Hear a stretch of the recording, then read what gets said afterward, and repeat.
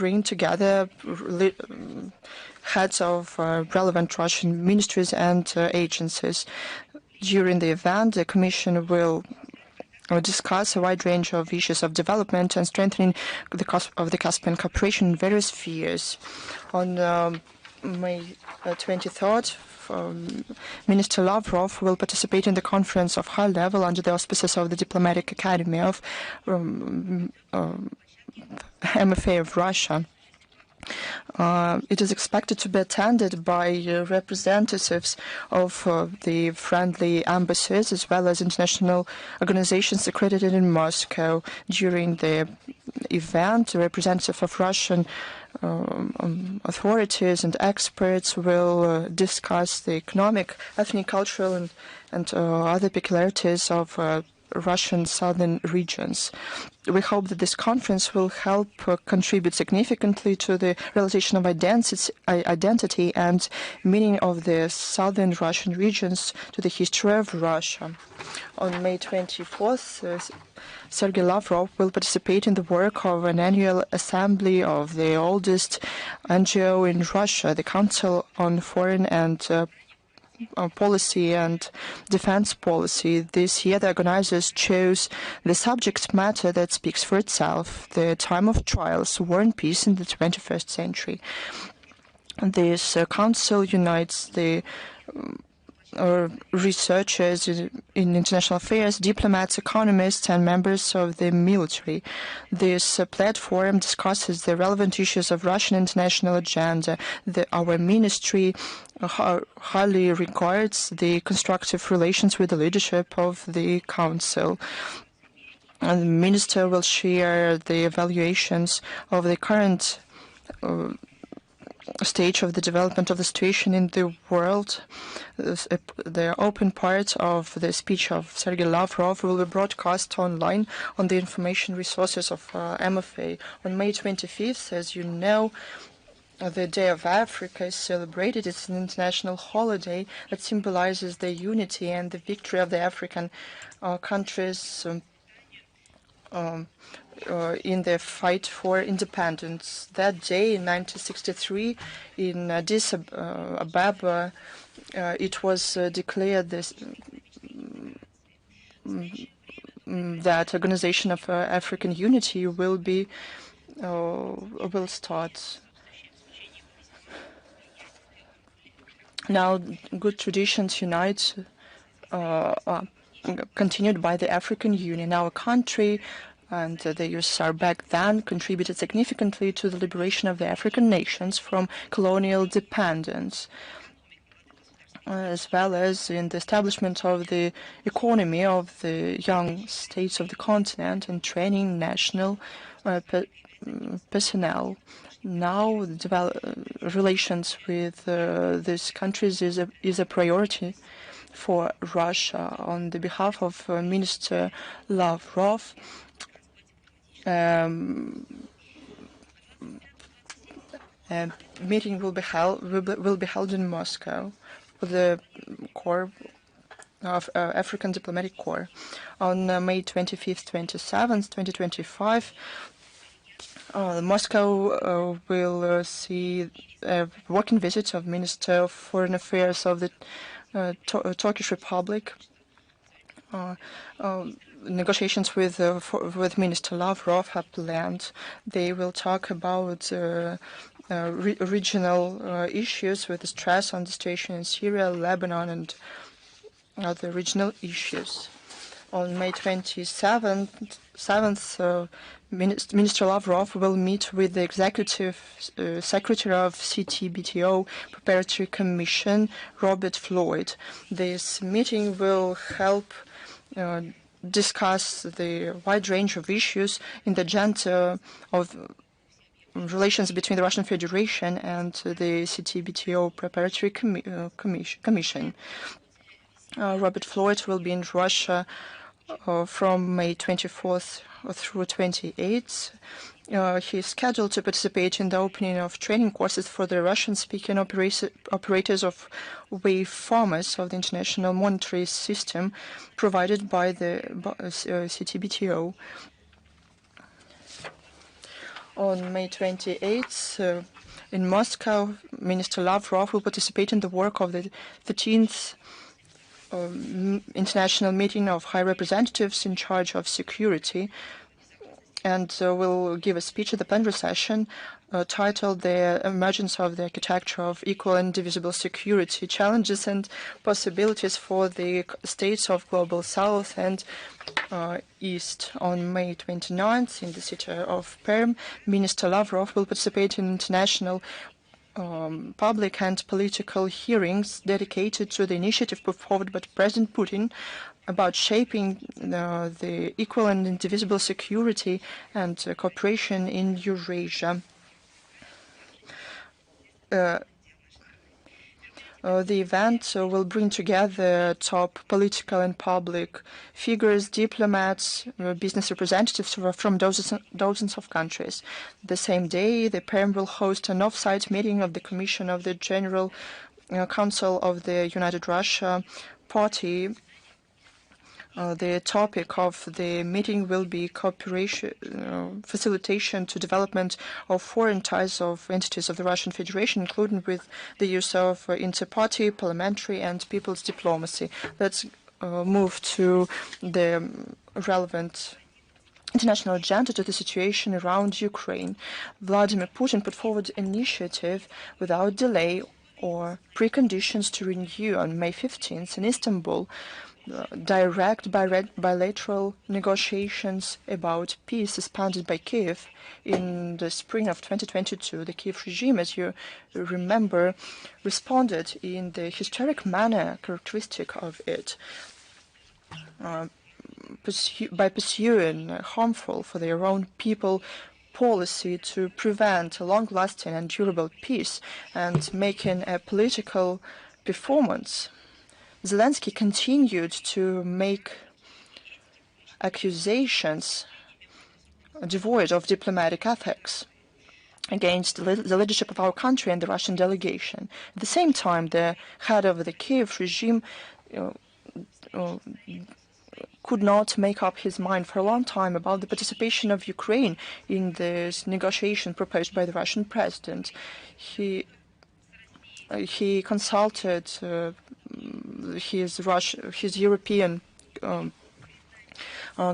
curators, and who wanted to prevent the direct dialogue, but they couldn't make it. The only thing that they managed to do, they attempted to put psychological pressure on the Russian delegation that, as President Putin said, on May 15, arrived to Istanbul and was preparing to the meeting with the Ukrainian representatives. The presidential office thought in a naive way that postponing negotiations could make people refuse holding them at all, but they failed. Again, they had to appoint their delegates and on May 16th send them to negotiations with Russia. Why they needed it, but the answer is clear. Those are death pains of his career as an actor. The outcomes of these almost 2-hour negotiations are well known. Medinsky, aide to the president of the Russian Federation, talked about them.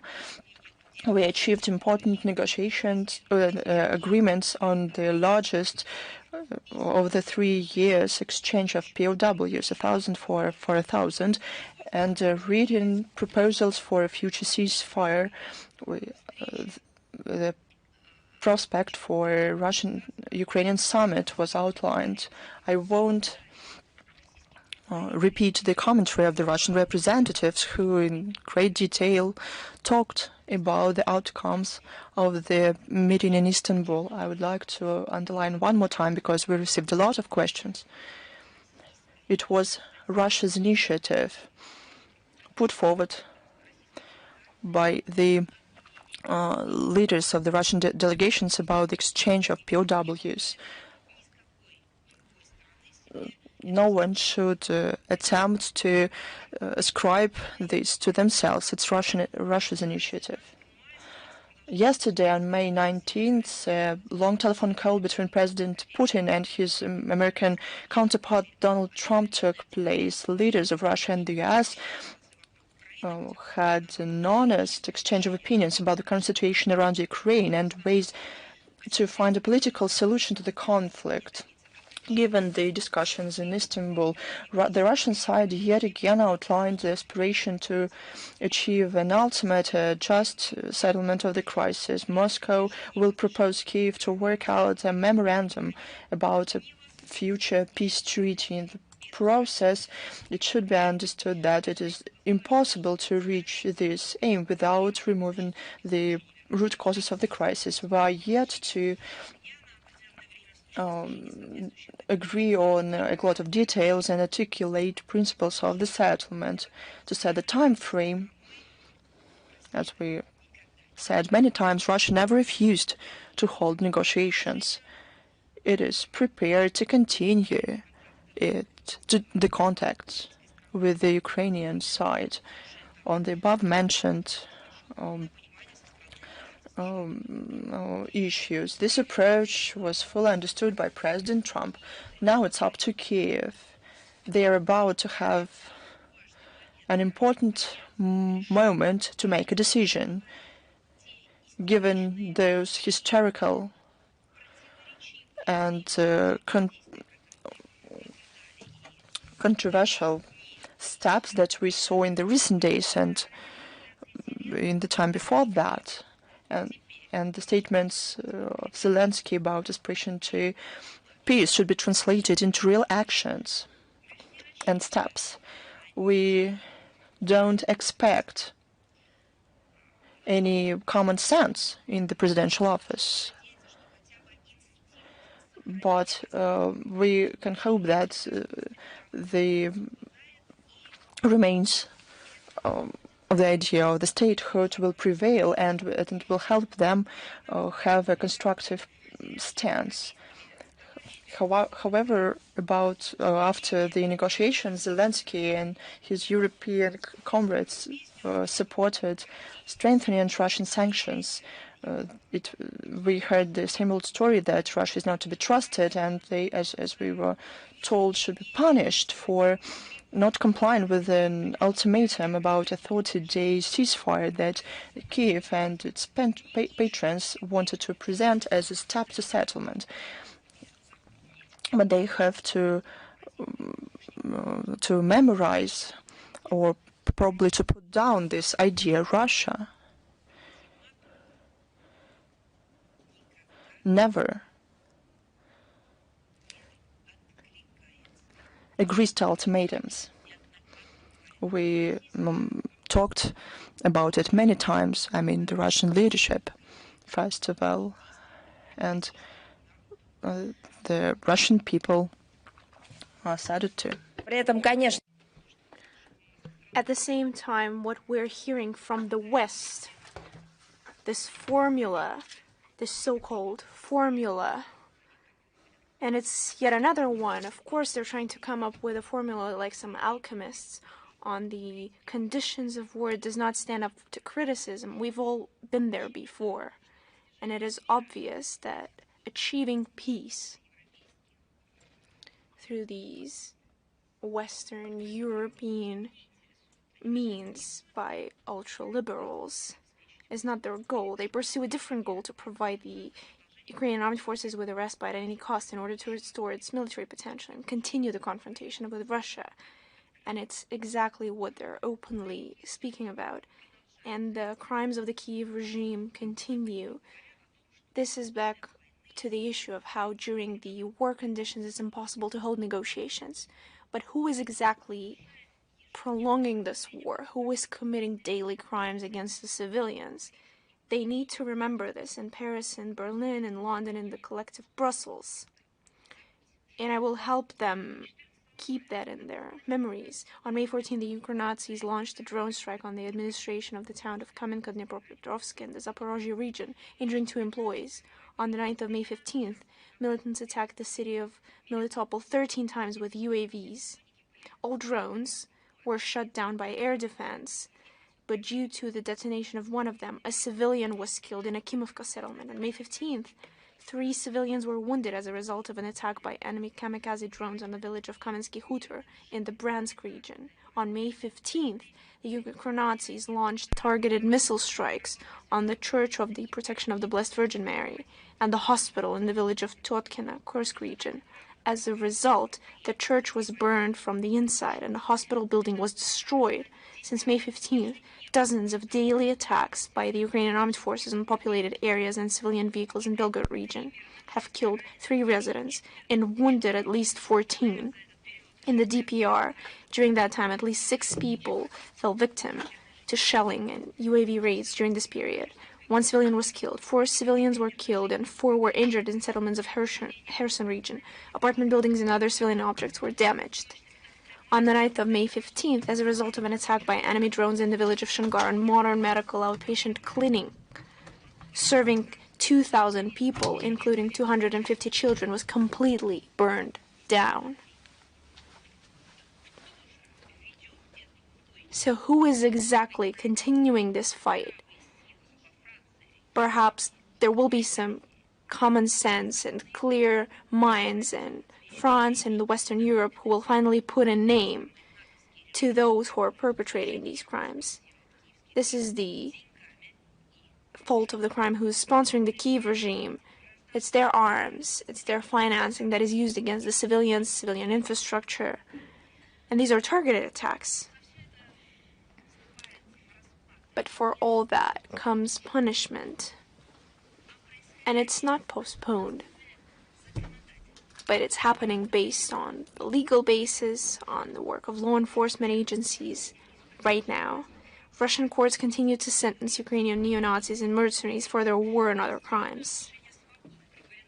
Oksana Shevchenko, who was detained by Russian law enforcement in 2024, has been sentenced to 10 years in prison.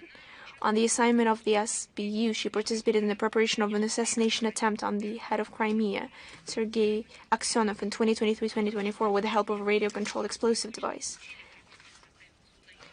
Mihail Dmitrashvili, Alexei Pichkalaury, and Torniki Gagaudze from Georgia, as well as Hector Joel Urbano Pedroma from Colombia, who fought in the Ukrainian armed forces, were sentenced to 14 years in absentia. And all these so-called legionnaires are on an international wanted list. Anton Frolkin and Andrei Shulgan, Ukrainian armed forces fighters detained earlier by Russian servicemen, were sentenced to 15 years in prison. Viktor Kirpichenko, Alexander Primachuk, Denis Pisachenko, Sergei Shapoval, Anton Borymsky, and Dmitry Yeremev, who blocked settlements in Kursk region and prevented the evacuation of civilians, were sentenced to 16 years in prison. It was established that Frolkin, Shulgan, Kirpichenko, Shapoval, Borymsky, and Yeremev repeatedly opened fire on civilians who tried to flee. They opened fire to eliminate them. The investigation into the mass murder of civilians by Ukrainian neo-bandits in the village of Ruske Porechny and Rusk region continues. At the moment, it has been established that 24 people were killed in this village, and some of them had been tortured before death.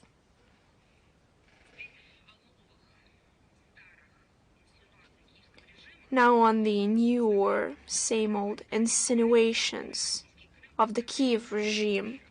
The Kiev regime does not abandon its attempt to form a parallel reality in which the Russian Crimea is presented as occupied and in need of liberation. In his May 18th address on the occasion of the 81st anniversary of the deportation of Crimean Tatars from Crimea, Zelensky once again did not refrain from his usual line of rhetoric, drawing ridiculous parallels between the tragic events of 1944 and the Russian Spring in Crimea and Sevastopol in 2014.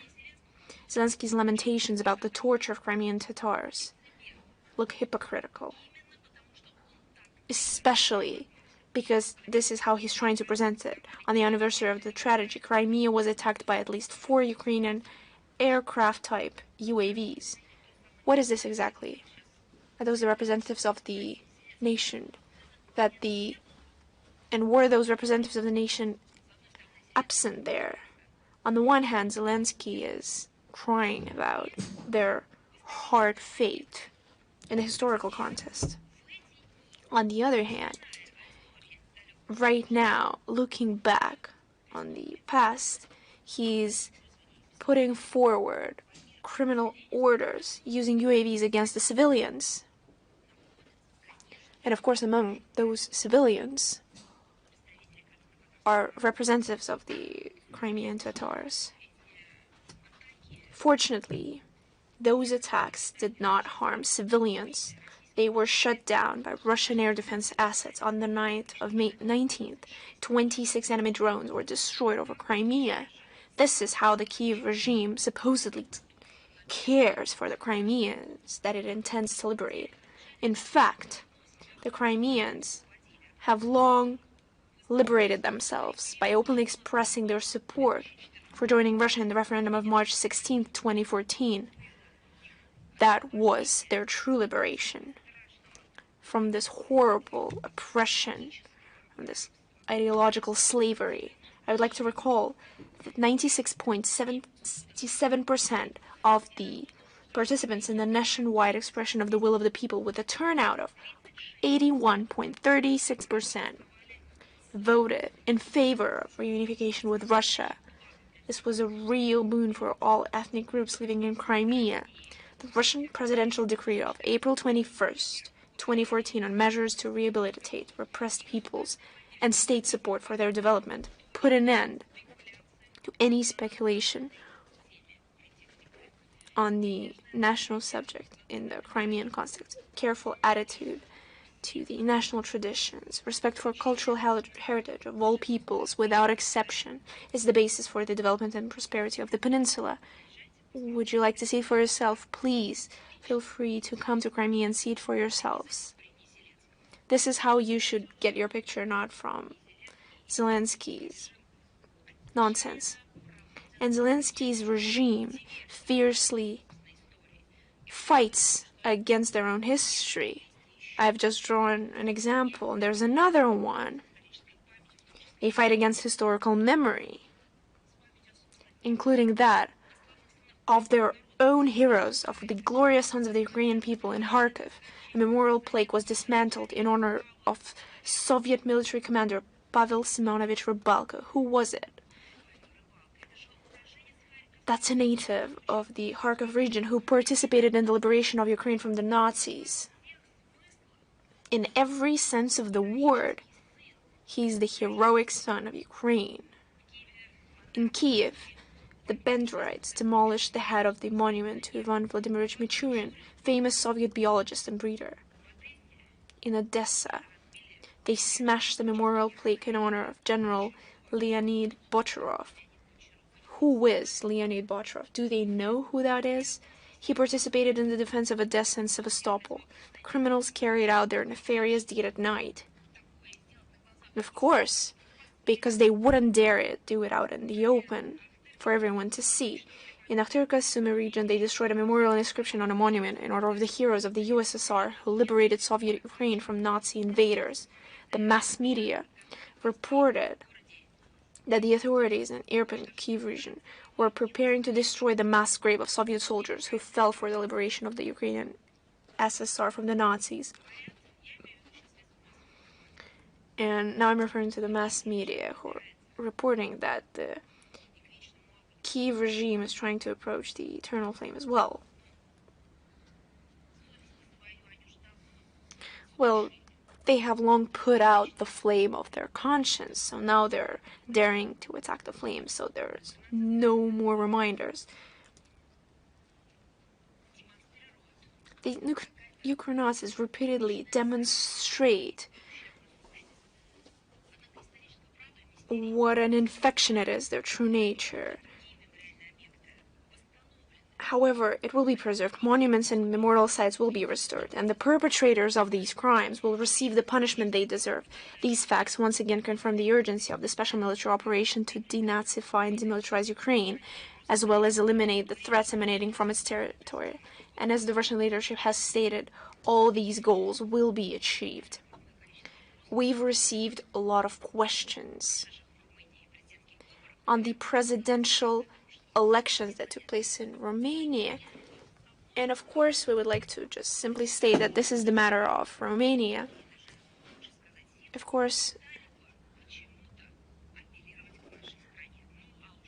it's important that those anti-Russian forces do not appeal to the Russian side, but since they bothered us, then we will respond. On May 18th, 2025, of course, we would say that it was the elections, but it was a true theatrical piece of electing the president of Romania, because it started back in 2024.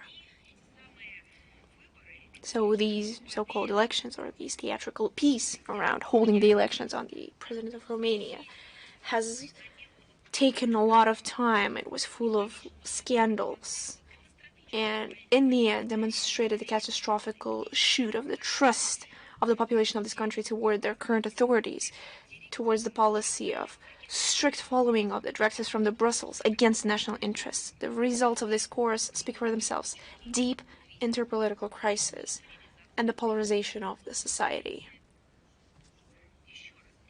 But once again, these theatrical pieces demonstrated another issue: crisis in Brussels itself. Even when children understood that something was wrong with Romanian democracy, when they revoked the rounds of election that had already taken place, when they tried to get rid of competitors, when against legally binding conscriptures, they introduced new novellas, the collective Brussels continued to put a farce that everything was okay. And even when the elder brother, in the face of Washington, delegated to the Munich conference on the matters of security, and said to the younger brother in Brussels, this was shameful, and the collective Brussels found nothing wrong with it, to once again admit the presence of severe problems on the territory of what they call the European Union. And of course they did all that in vain, because they've just made fun of themselves and shameful efforts of the Bucharest leaders to blame their own faults on Russia, firing off accusations against our country on interfering with the elections process. Not only are they baseless, they provoke nothing but laughter. We cannot fail to remember the results of the last year first round of elections under the made-up pretext. And we cannot forget the limitation on putting forward the candidature of the victor of the first round. So these are not our issues. And it's not our issue that the so-called pro-Russian candidate George Simeon, who is a nationalist, anti-Semitic actor who posed a threat to the well-being of the current ruling elite and the calm of the Brussels bureaucracy. This is not our issue. This is the indicator of the issue of the collective West within their propaganda campaign. They fully violated the basic norms of democracy. And first and foremost, they just simply crucify the freedom of speech. Against this backdrop, it's pointless to discuss on perspectives of finding a way out of the dead end of the Russian-Romanian relations that will fully depend on whether Bucharest is able to overcome Russophobic stereotypes and try to follow a more pragmatic foreign policy course that truly responds to the interests of the Romanian people. We've also received a lot of questions on the economic and social consequences for the European Union countries. if they denounce the Russian energy sources.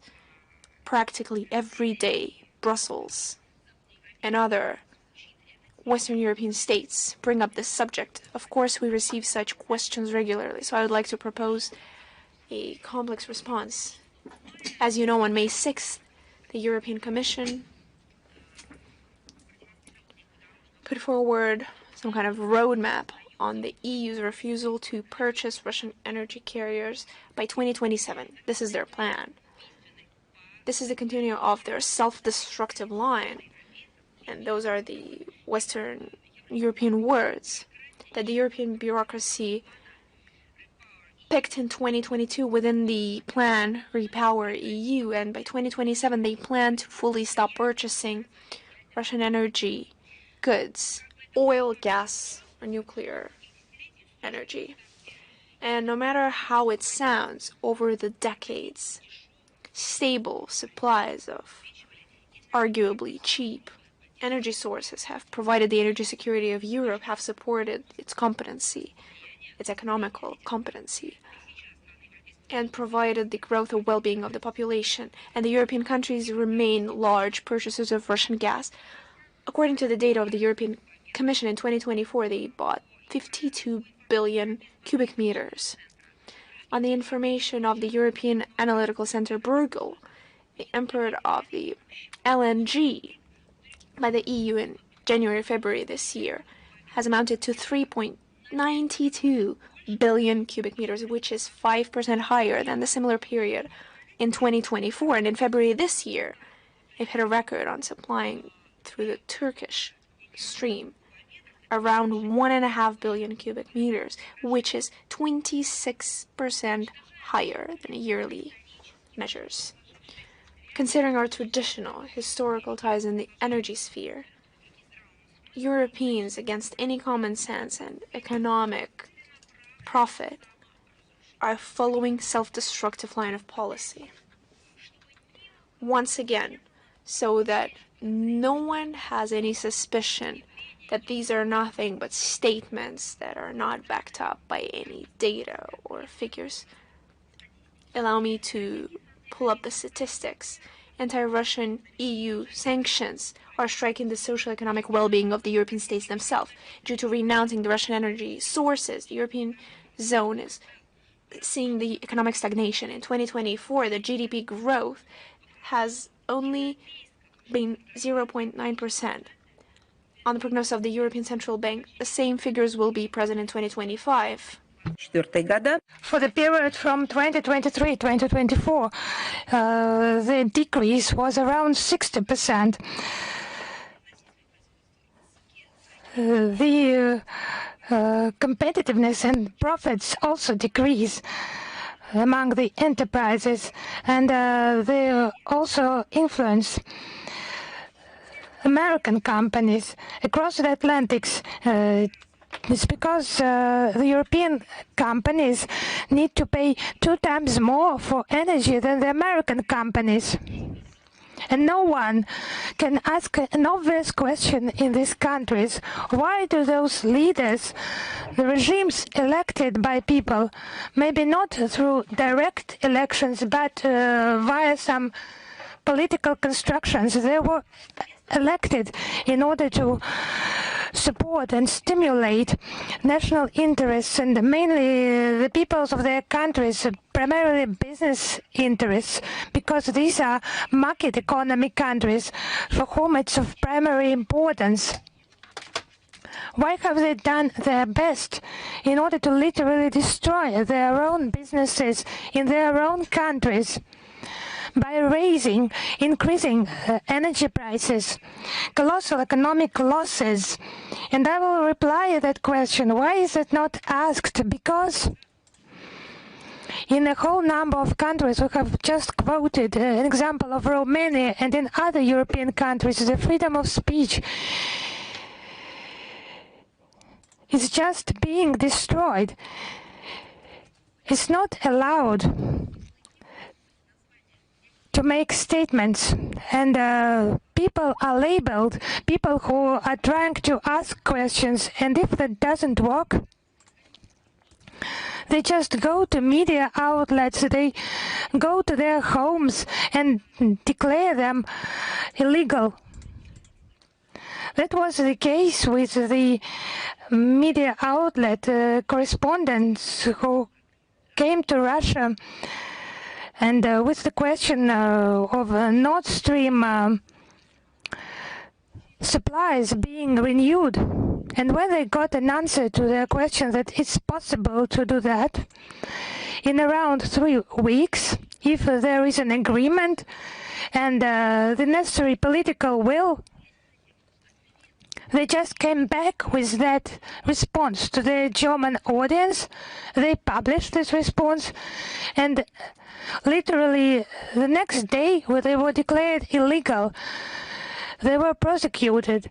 The real hunt for them began. Real harassment. And Commissioner for the European Green Deal, Maroš Šefčovič, said that the energy crisis cost €1 trillion, astronomical sum for the European economy. Now these numbers are irrelevant. Now they quote different numbers. The losses are estimated to be €1.3 trillion. In the roadmap itself, the roadmap to quit Russian energy. Those Russian energy supplies to the European Union, quitting them, it cost around €245 billion. It was not stimulating businesses and not even building their own alternative nuclear power plants, for example, or some other ways, development of some other ways to get energy for themselves, like hydro stations and something like that. No, €145 billion have been spent only in order in the future maybe to quit Russian energy. That's what is publicly announced in the European Union. The real harm made to Europe, and also indirect losses that they do not quote, do not make public, they are much higher. We understand that very well. Just to totally quit the remaining share of Russian energy supplies in European energy balance by market ways without additional interference, it's impossible. What's additional interference? What does it mean? It's just another sum of spending for the European Union, imposed by the European officials, ending gas contracts. And it will be even more expensive and suicidal measures. Growth in the shipment of LNG. It just kills everything. But they just continue. They just continue to bite the cactus. And the European officials, they have several times postponed making this roadmap public. There are reasonable opinions coming, for example, from Robert Fico, Slovakia Prime Minister, who classified as absolutely unfriendly with regard to Bratislava, this plan. He said that the EU will suffer more than Russia. That's observed by everyone on with the example of anti-Russian sanctions for the growth in gas prices. And that's the case, actually. It's not something invented. The prices in Western Europe grew by 6.7%. It's the data of the Westerners themselves. Russia has neutralized effectively many negative consequences, and the main direction of our supplies has been very quickly changed to new centers of international growth, including Asia. we transfer our payments into national currencies, participation in foreign economic operation was about 83% for all kinds of goods. Now we look for some ways out of this situation and developing new areas of cooperation with OPEC+. Russia makes a significant input in a global and stability and security of oil markets. It's not about economy and energy. It's like a horrible illness that is spreading across Europe. For example, in Bulgaria, there has been unfriendly actions against Russian teachers and NGOs, Russian-friendly NGOs. The Russophobic deputies of the Bulgarian parliament made requests in order to find out the studies of Russian language and culture in schools and to prevent, quote, Russian propaganda, end of quote. It's just obviously the beginning. It will not be limited to that. If we mention some propaganda here, it's only anti-Russia propaganda. On BNT channel in Bulgaria, there was a whole number of coverage about children competitions with a Russian trace, so as they mentioned it. What is more important, obviously, it's about some it's about just gender-changing competitions, but maths, dance, chess, sports competitions. It's unhealthy, yes. Do I get it right?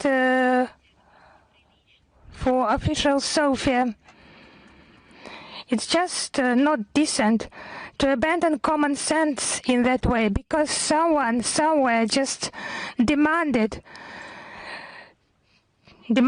to provoke Russophobia. All that rubbish about Russian competitions with allegedly Russian trace is just broadcast throughout media outlets. It's just a classical witch hunt in the spirit of totalitarian practices of the 20th century. Those ages are long gone and conclusions have been made, but no, I think it's just it's not decent. It's unfair for the ancient history of the Bulgarian people. It's just primitive actions by official Sofia. Just dictation to eliminate just any sympathies of Bulgarian citizens towards Russia. But actually we have common history. We have spiritual and cultural kinship. Those clumsy actions cause indignation in Bulgarian society itself, especially in Bulgarian patriotic structures, who do not act in accordance with the interests of some other countries, but in the interests of their own people. Of course, we will continue to draw the attention of the international community to those flagrant violations by Bulgaria of the rights of their citizens in the international norms in the sphere of international cooperation and humanitarian sphere. By the way, regarding the issue how it should be arranged, the Day of Slavonic Scripture and Culture is marked in Russia on the 24th of May. That's our relationship towards the culture of Slavonic people. It is dedicated to the great enlighteners Cyril and Methodius, who laid the foundation of the Slavonic script. We will not ignore the input of other countries to Slavonic script, to Slavonic culture. On this date, numerous events will be held in our country, the centerpiece of which will be an all-Russian festive concert with the participation of outstanding performance. His Holiness Patriarch Kirill will deliver a welcoming address. It will contribute to interstate and interfaith dialogue, foster respect. I address the officials in Sofia, strengthening fundamental moral values, respect for native languages and culture. This holiday is widely marked in our country and abroad. It reminds us of our common values, common roots of Slavonic languages. It marks the unity of Slavonic people. That's how our common past should be treated. The past that links us and still nurtures the culture of our countries, and not to destroy, not to disrupt the participation of children, as they say, in competitions with the Russian race. In St. Petersburg, on the 22nd and 23rd May, the 23rd International Likhachov Scientific Conference will be held. Those Likhachov readings were founded by the Russian Academy of Science, the Russian Academy of Education, supported by the Ministry of Foreign Affairs of Russia. 1,500 major Russian and foreign scholars, politicians, public figures, church hierarchs, well-known figures, writers, journalists, and representatives from 57 countries.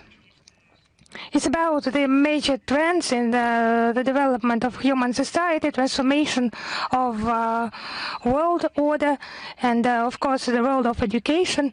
Now it is about the transformation of the world order, problems and prospects. Within the framework of the Likhachov conference since 2008, there is a diplomatic program about the international dialogue of cultures attended by ambassadors from foreign states, and discussions about the issues, the relevant issues. Now the important anniversary regarding the relations of the Russian Federation and the Kingdom of Cambodia, the joint declaration on the principles of friendly relations. Our states have a broad, progressively developing political dialogue, trade and economic cooperation, growing humanitarian ties. Russia and Cambodia successfully cooperate on international and regional platforms. The rich experience accumulated during the last decades will further strengthen cooperation, mutual exchanges for the benefit of our countries, for stability and security in Asia-Pacific region and the world as a whole. One more important event, the EAU decision, the 24th of May, is marked as the EAU Day. It's based, this organization is based on respect for the interests of every participant. The countries participating in the EAU have reached a lot of results, like strengthening domestic markets, cooperation and transport, logistics, industry, agriculture, energy and food security. The EAU has become a major player internationally. It includes a network of international contacts, free trade agreements with Vietnam, Serbia, Iran, and a non-preferential agreement with China, and more than 80 memoranda of cooperation through the Union's supranational body, the Eurasian Economic Commission. Work on concluding trade agreements with Indonesia, the UAE, and Mongolia is at the final stage, and there is cooperation with Uzbekistan, Cuba, and Iran. And of course, we congratulate on the coming EAEU Day, and we thank colleagues from the Union countries and the Eurasian Economic Commission for fruitful cooperation, and will further aim at strengthening the integration economic potential for the benefit of the population and businesses of our countries. And now I am ready to answer your questions. Is международная жизнь with us? International life? Yes. Hello, Madam Zakharova. If possible, could you speak up? Yes, I hear you well. We have mentioned elections in Romania, but I would like just to make one clarification. There is one detail here.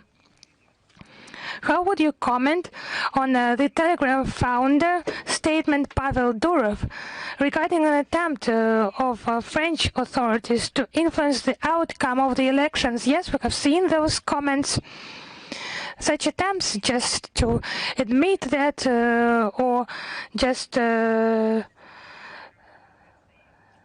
provide some counter-arguments regarding Nicolas Renner, intelligence chief from France addressing Pavel Durov.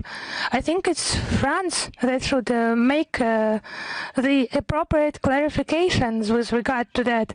It's not some leaks, it's not some anonymous sources, it's an open statement by a person who has created this internet platform for communication and who figured in measures against him by French prosecution authorities against this platform created by him.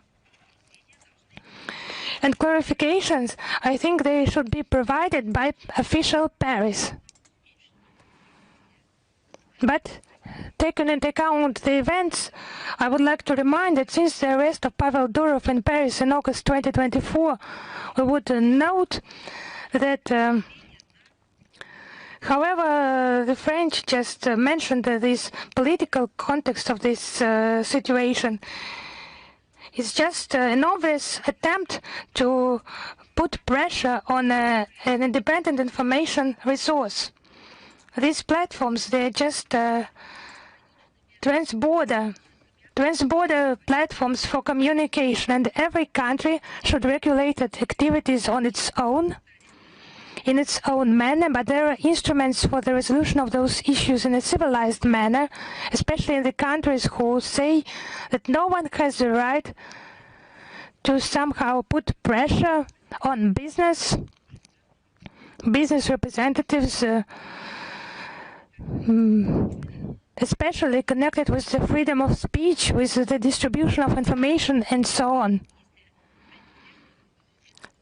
So in this context, it will not be surprising to know that French intelligence officials, they have just made some attempts. It's not some fantasies. It's just a known fact now. I think that official Paris should provide explanations. It is obliged to do that. And neoliberal elites have interfered in domestic affairs of other states. It's not only about our country, we are the main target for them. Almost every politician and party that is not in line with the general policy of the EU is subject to systematic persecution, cancellation, as they say, and they made up pretenses. We shouldn't go far for examples. In Germany, for example, the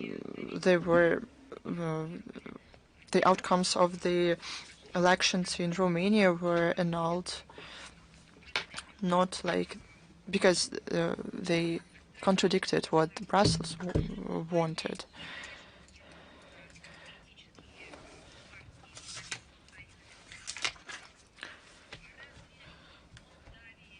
Isn't the situation in Moldova the same? Politically motivated arrest of the head of Gagauzia, Yevgeny Gusul, continues this list. Let's remember the attempt to murder the Prime Minister of Slovakia, Robert Fico.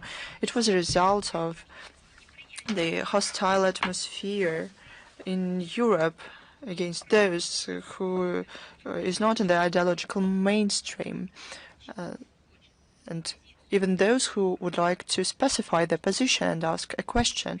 As to France itself, we have an impression that removing key political competitors through core decisions is getting a bad democratic tradition.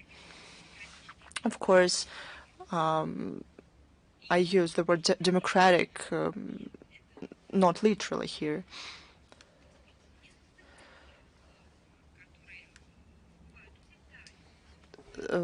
There are situations that they can happen everywhere, but political competitors have removed in France in particular, and in this country those cases are rubber stamped. We mean the current leadership and former political actors who occupied various posts. So the competitors couldn't claim anything in future. No, the case with Strauss-Kahn was a very vivid example. The examples of abusing of democratic norms by the French are published more and more often. You don't have to wait for decades to know this information. The international community has an opportunity to draw conclusions what the lessons of democracy by the French worth. The same applies to the statements from Paris against other countries. Let them answer to all the questions that were asked publicly. Oh, and I have one more question. You almost touched upon this topic about financing Ukraine at the expense of the European countries. How can you comment on the outcomes of the EU-Ukraine Defense Forum? It was the second one. You know that it's not a defense forum, but it's an aggressive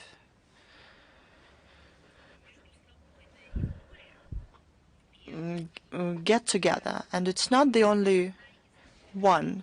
It's one of a set of events. It is generated by the leadership of the EU to keep afloat the tools like the Kiev regime and to use it against Russia.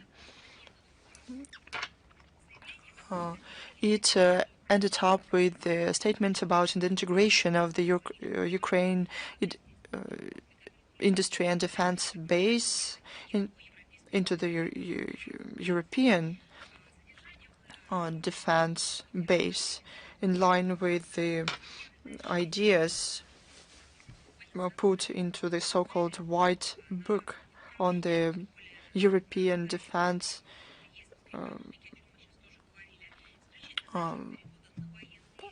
prepared in 2030.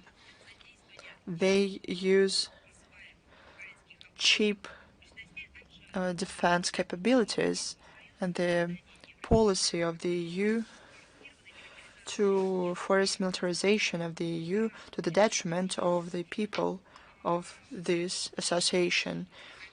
It is obsession of the EU with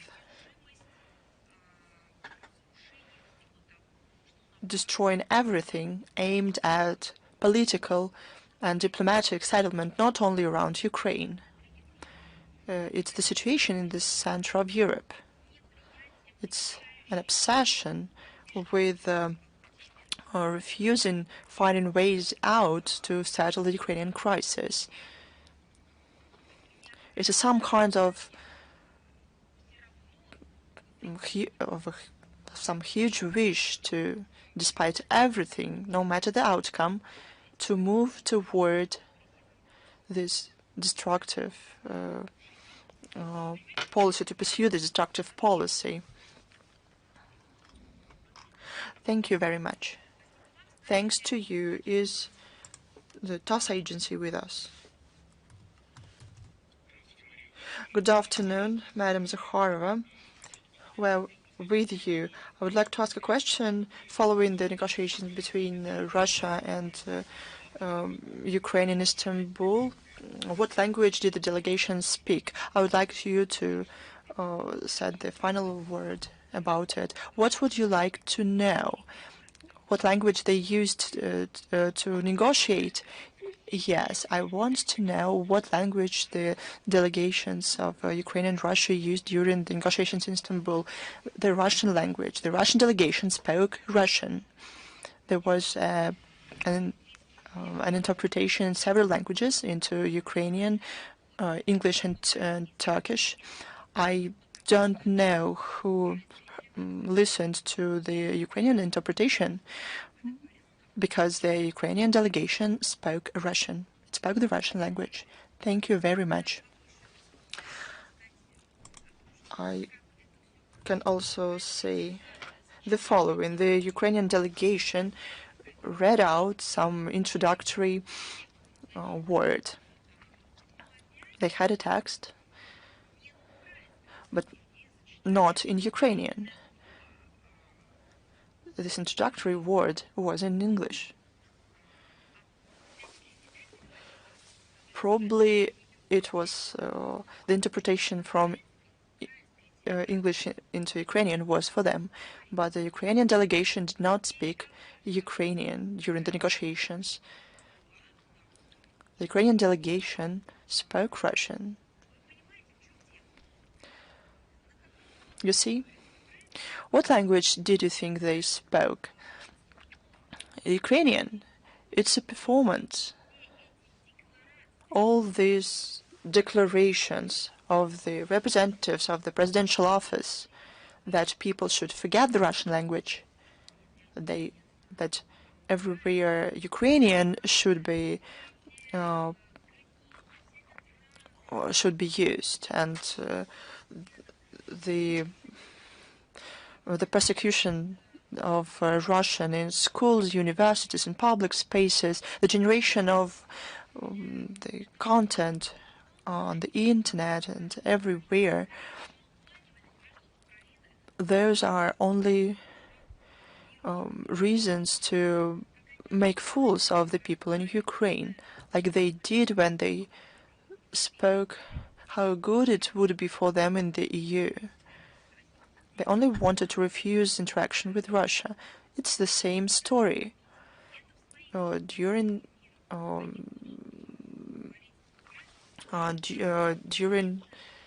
public meetings there, they can speak that the leadership of Ukraine moves towards this, but they are moving towards the countries where they hit what they stole. They find people in Ukraine who speak Russian, and at the same time they shamelessly use the Russian language. It's one more manifestation of these terrible lies that the Ukrainian people are subject to by the Kiev regime. They don't like the history and the culture of Ukraine. That's why they try and destroy it. History and culture of Ukraine has ties with Russia. It doesn't mean it doesn't have its own identity. Of course it has. It has its own history and culture, but it has close ties with Russia, with the Russian language, with the Russian literature. As many representatives of the common country we lived in, they spoke two and even more languages. They were Ukrainian, but they associated themselves both with Russian people. No one divided themselves, but they only underlined their own richness, their special identity that they received from by the right of their birth. But people in Ukraine are robbed of even this. They are left without the Russian language. But even during the official negotiations, they speak Russian. And there was an interpreter, but who he interpreted to is unclear, because the Ukrainian delegation spoke Russian. Thanks to you. Thank you. Is Vestia with us? Good afternoon, Madam Zakharova. We have two questions for you. The first one is quite a big one. How does Russia see the preparedness of Ukraine for further dialogue? What are the key obstacles to the large-scale settlement? What conditions unify Russia and Ukraine, and what further steps are planned by the Foreign Ministry for negotiation process? I spoke about it in great detail today. Mr. Medinsky talked about it, and representatives of and our top officials commented on this, both in the administration of the president, and I think that those answers are excess. You heard them all. I'll tell you one more time. I talked about it, but I'll repeat myself. It is important to implement what we managed to agree on in Istanbul on May 16th about the biggest over the 3 years exchange of POWs, 1,000 for 1,000, and the written proposals for a possible future settlement process. Given this, we'll make further steps. Thank you. One more question. The Israeli army started a large-scale on-land operation in Gaza. How does Russian MFA evaluate these steps? Can this escalate the conflict? According to the information we have,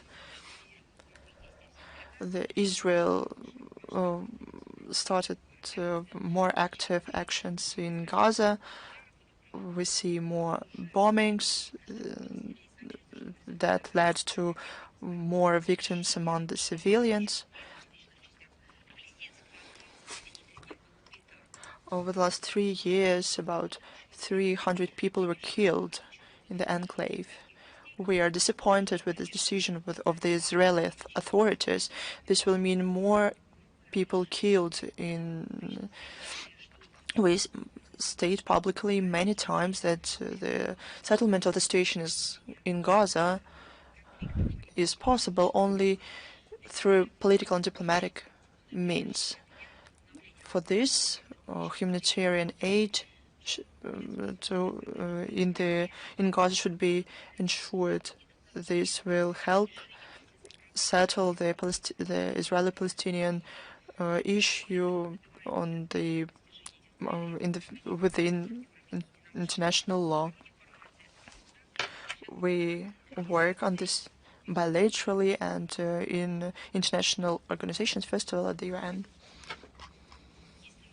Do you have any more questions? No. Then let's move on. Thank you. Is news.ru with us?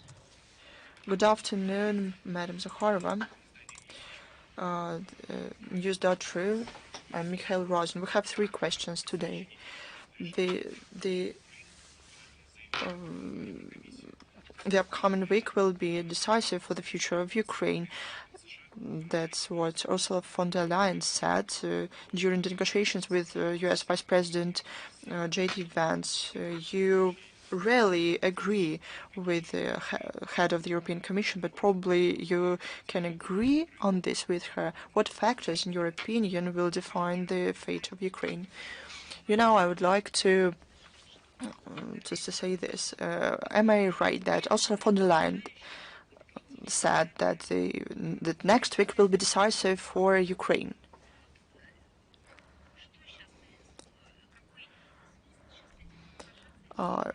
Is there any point to agree or disagree with this?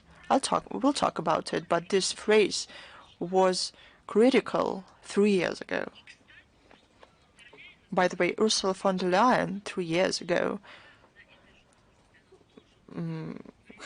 hold this very position. She worked in the European bureaucracy. Why? Back then, when the negotiations in the spring of 2022 started, she did not say that the upcoming week or days would be critical for Ukraine. But it was true back then, because first, they could encourage the negotiation process, but what did they do, including Ursula von der Leyen? They talked the Kiev regime out of it. They didn't talk about a negotiation table, about diplomacy. They talked only about a battlefield. And those who is stronger will be right. When Boris Johnson came to Kiev and made Zelensky to refuse the negotiations in the spring of 2022, where was Ursula von der Leyen? She could say that it was the European continent they talked about, and it was critical to continue the negotiation process. But she did not say that. But she's a fiery woman. She can respond to anything. She has an opinion on everything. But she did not say that because they hoped for another outcome. They wanted to inflict a strategic, as they make up, a strategic defeat on Russia. That's what they thought about.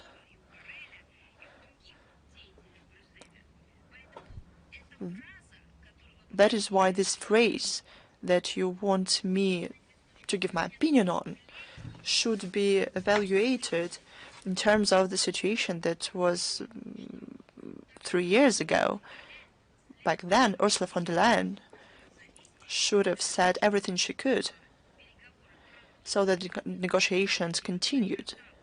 And all this agreement that were almost worked out in Istanbul with the political will of our country would be implemented. But the plan was different. Now about today. The renewal of negotiations between Russia and Ukraine is an important outcome, but to give artificial time framework for this, to give ultimatums, to blackmail,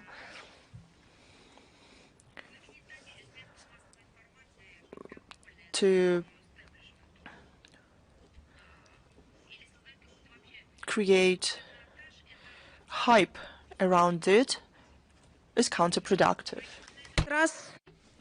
So once again, I don't think it's necessary to agree with this wording for the exact same reason I've just mentioned. These words should have been said 3 years ago. And secondly,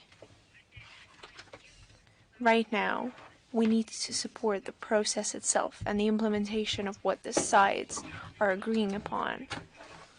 Not back one side or bringing Zelensky over to one corner, whispering something to him between the tissues of paper and sugar as for the future of Ukraine. Unfortunately, the country has long lost the ability to make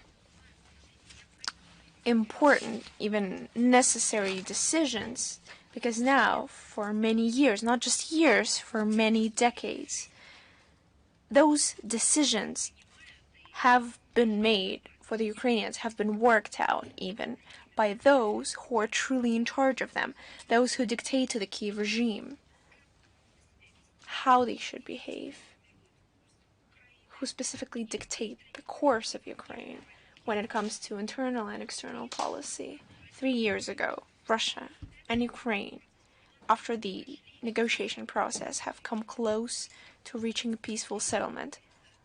But there is an important nuance here. Back then, the situation on the ground was different. And back then, Ukraine was capable of preventing their loss of territory because the negotiation process had been launched. But after the interference of the former British Prime Minister Boris Johnson, Kyiv refused to make any independent steps, has continued fighting, has renounced dialogue with Moscow, has continued fight until the last Ukrainian. And what has it resulted for the Kyiv regime? You can see how it turned out for Ukraine. Whether anyone has learned any lesson from it, it's hard to tell, but I believe we will see it in the near future. Thank you very much, Madam Zakharova. And if you will allow one more question. State Secretary of the U.S. Marco Rubio has warned that the Congress in the nearest time could exert further pressure on the anti-Russian sanctions if there is no progress on Ukraine. He also added that this initiative has significant support in both chambers of the American Parliament. Is the Russian MFA considering this statement as a threat? You see, we are taking note of all the statements coming from the high-ranking U.S. officials, and I believe that the current U.S. administration, there are clear minds in there, and they understand that pressure and blatant threats to Russia are counterproductive. They will bring no result. And history has proved it time and time again, even in the recent years. After the long pause, the Russian-U.S. contacts are restoring. Since Trump's inauguration, there have been 3 phone conversations of the leaders of our countries, which demonstrates mutual interest, even in the face of current disagreements, which is productive for interaction. And I would like to go back to your phrase. You've mentioned that Rubio warned on more severe sanctions if there is no progress on Ukraine. Is it possible for them to work out the same line of work when it comes to Boris Johnson? Because it has been proved, and it's now a well-known fact, that Boris Johnson undermined the progress on the Ukrainian resolution. Everyone knows it. So could they maybe work out a similar line of action against the person who truly undermined the negotiations on Ukraine? Who was behind Boris Johnson? Whose point of view he presented to the Kyiv regime? Those details could be worked out, but the fact that it was him and that the Kyiv regime has folded the negotiations at his order is as clear as the fact that under Biden's pressure, Zelensky has prohibited having negotiations with Russia, which fully undermined progress on Ukraine. So perhaps Congress could include them in the list of those against whom they could take subsequent measures. These are the people who truly undermined the peaceful resolution of the Ukrainian crisis. Russia in no way committed such acts. In 2022, we responded to the call on negotiations. Before that, 7 years, we've asked to implement the agreements, the Minsk agreements, and before 2014, we've talked how should the West continue to put forward their rhetoric on Ukraine, then Ukraine will be split in 2. Every single time we mention what exactly needs to be done so that the situation does not aggravate. And then we continue to help people rectify their own mistakes. If you have no further questions, moving on. Madam Zakharova, I'm sorry, we have one more question, if you will allow. A few hours ago, we've received notice that for the visit of the Minister of Foreign Affairs of Lavrov in Yerevan, the activists have put forward a flag in the Kiev Reach insulting the President of the Russian Federation, and they've seen these flags in other spots as well. And some of the MPs of the Armenian parliament have supported it.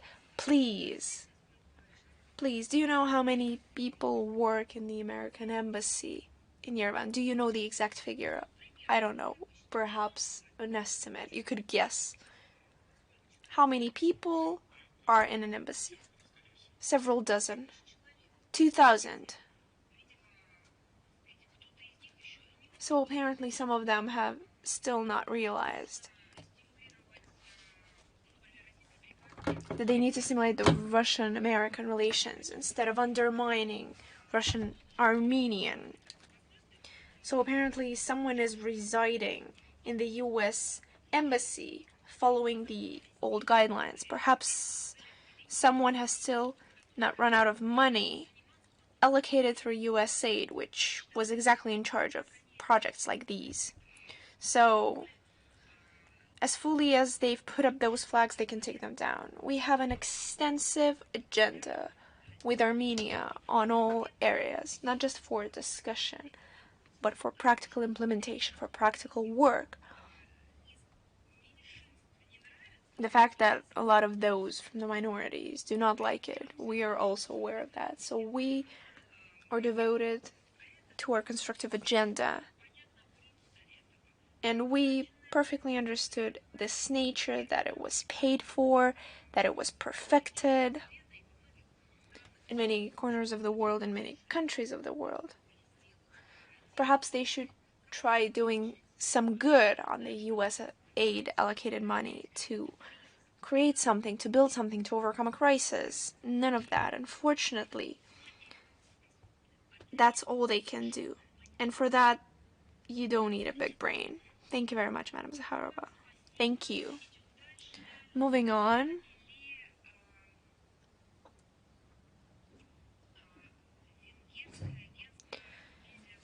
Media Works Hungary, are you with us today? Thank you. Good afternoon, and thank you the possibility to being here.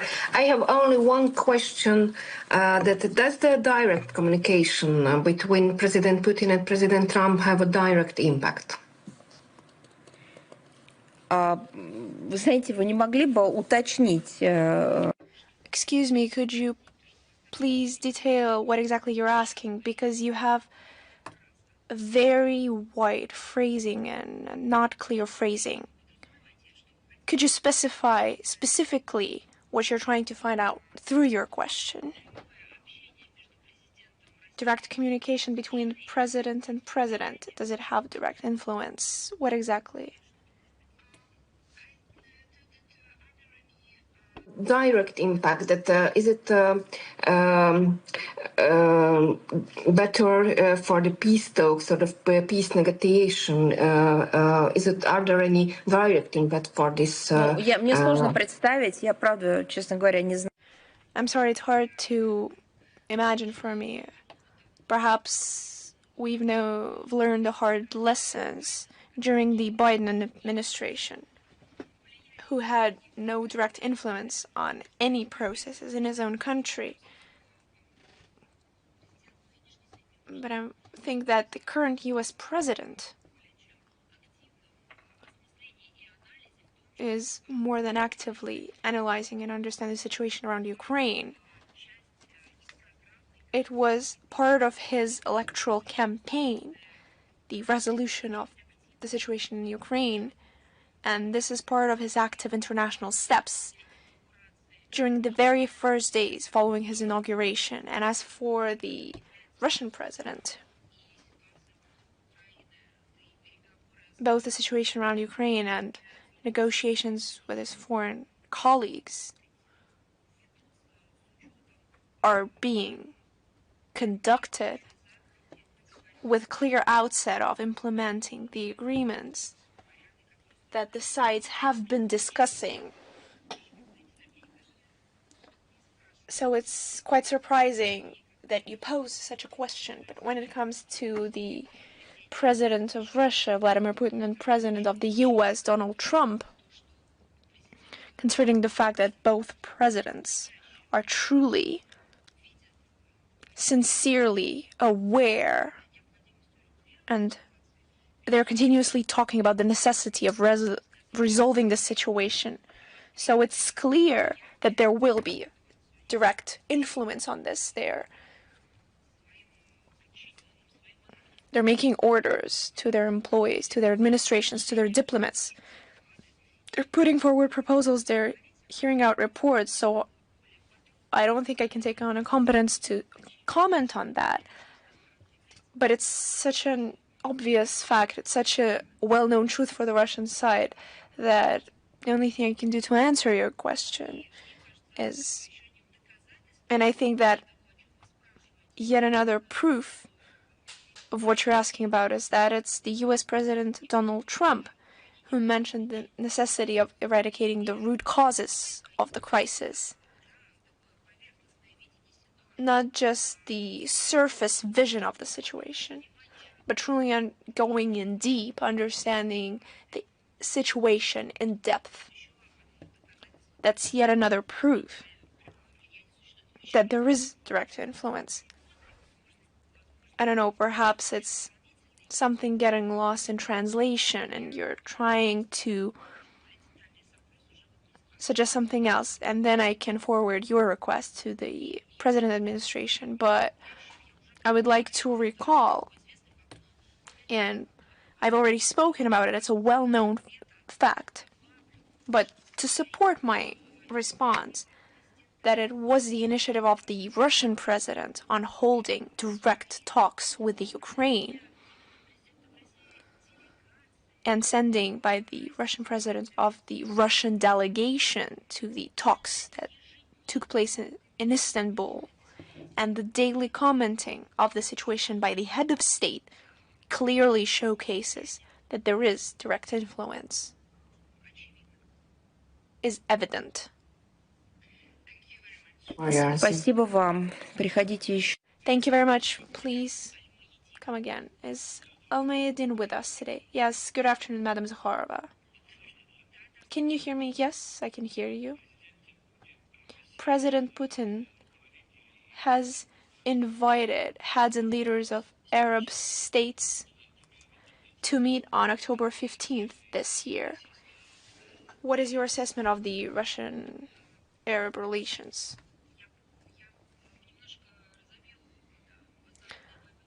Allow me to spin out the question that you've just asked and to mention that here we talk about the fact that in Baghdad on May 17th there was the meeting at the highest levels of the Arab League member states. There was an address of the President of Russia that was sent over, who invited them to the first Russian-Arab summit that is planned for October 15th of this year in Moscow. This is just to provide some background for your question. Russia and the Arab world is traditionally linked by the friendly relations. They have been strengthened over the last years.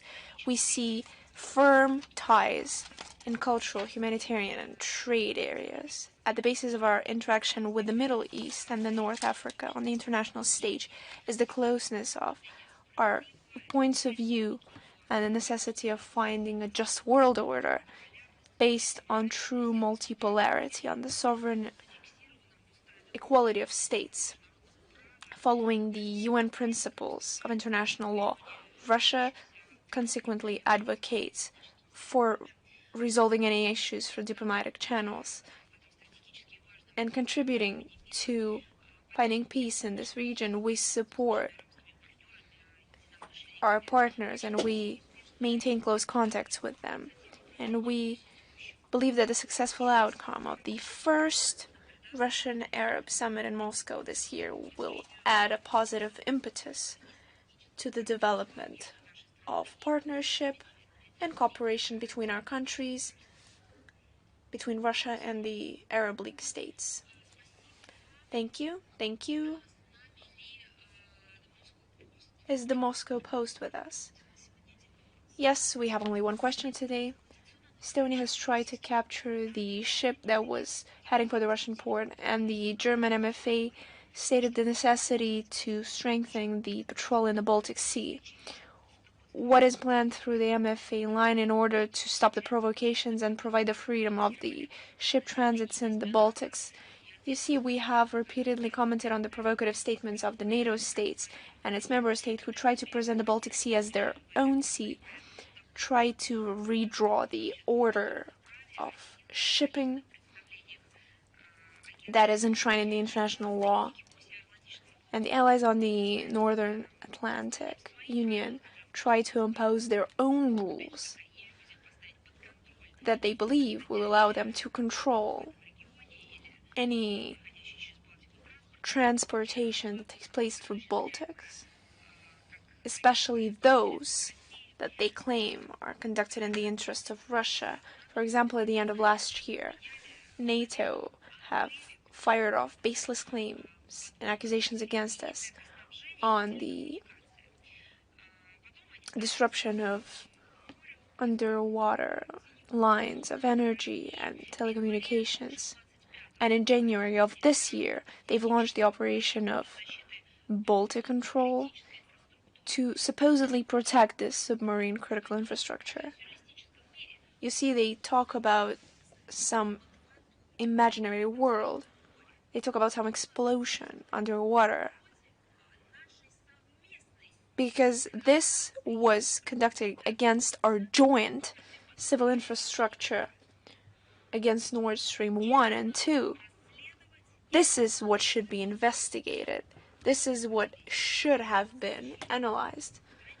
But why, they say, when they should instead come up with nonsense, appoint a watchguard, and now they resort to active steps against the freedom of world shipment.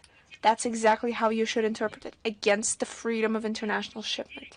Last week, they've tried to push out into Estonian territorial waters the ship of the Gabon flag, which was trying to reach the Russian ports. They didn't achieve any results.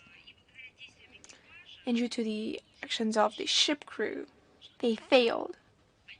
So what's next? Will they pursue a line of active piracy? Will they try to sink ships? Will they try to spoil it somewhere else? Let's look at the situation from the legal point of view, from the point of view of international law. In the Baltics,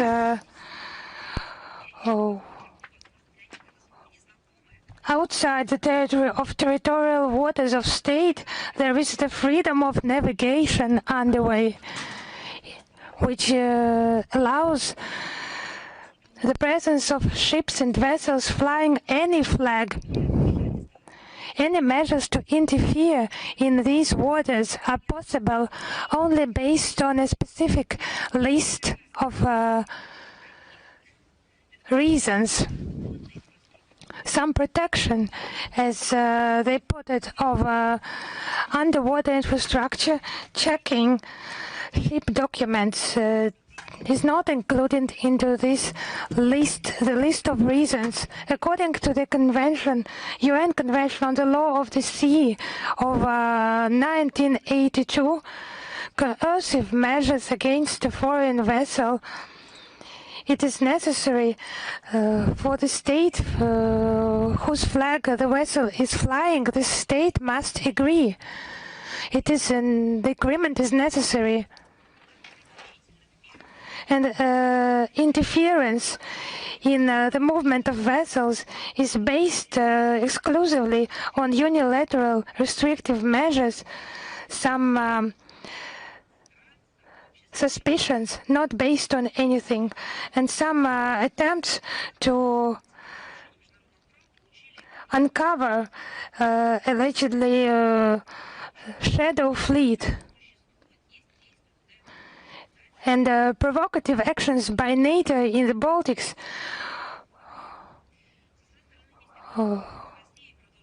were not accepted by international community and negatively assessed.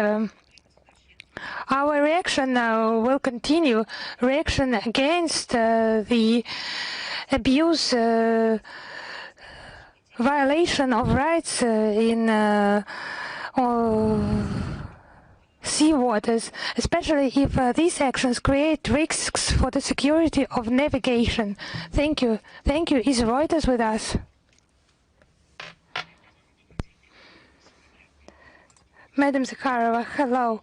We're here. We have the logical question, a question asked by our colleague from the Moscow Post, and you have just answered that. Yes, thank you. You also have sometimes good mood. Thank you. Is Bolt News with us? Yes, my question was also the same as by the colleagues from Reuters. It has already been answered in detail. It's really a holiday for me. Thank you very much. Is Author I with us? Yes, Author I is here. I have just one question. It's on a different topic.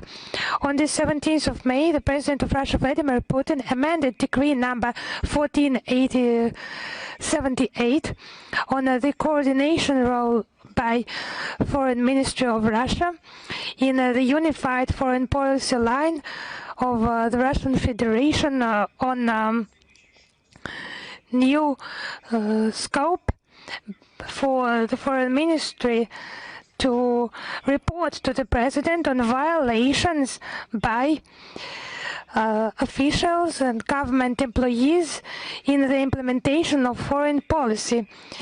If that can be made public, what was the reason of these amendments, and does it mean that officials should now agree on the stance with the Ministry of Foreign Affairs of Russia? It would be more correct. The new order will allow to improve coordination of domestic public bodies in our country.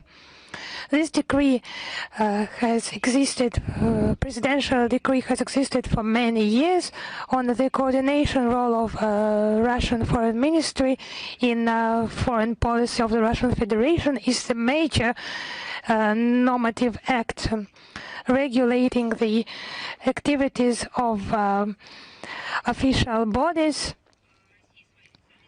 and territorial entities, and official bodies should agree upon the actions with the Ministry of Foreign Affairs, the actions regarding international partners, and this order is in place for, as you see, 14 years, yes, and since the 17th of May this year, some amendments have been made.